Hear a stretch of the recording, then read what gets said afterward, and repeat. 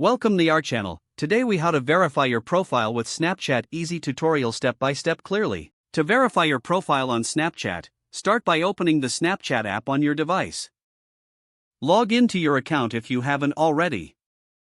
Once you're on the camera screen, tap on your profile icon located in the top left corner. Scroll down to find the verify option and tap on it. Read through the verification requirements carefully, as they may vary. Ensure that you have a public account and have followed the guidelines provided. Next, you will need to create compelling content for your profile, showcasing your interests. Focus on engaging with your audience and growing your followers organically. After meeting the necessary criteria, return to the verification screen. Submit your verification request by providing any required information.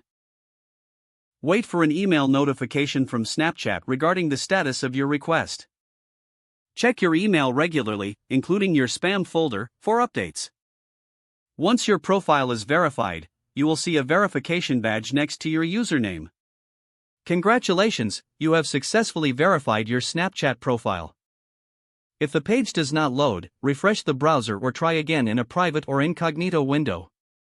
Make sure you are using the correct email address, then retype it carefully to avoid small typos. If your password is not accepted, use the reset option and create a new strong password you can remember. Check your spam folder for verification or security emails, then complete any requested confirmation steps. Enable two-factor authentication if available to improve account security and reduce unauthorized access risk. After signing in, review your profile details so your contact information and settings are accurate and current. If you see an error message, note it down and try again after restarting your device and internet connection. Log out when you finish, especially on shared devices, to keep your account and payment information secure. If the page does not load, refresh the browser or try again in a private or incognito window. Make sure you are using the correct email address, then retype it carefully to avoid small typos. If your password is not accepted, use the reset option and create a new strong password you can remember.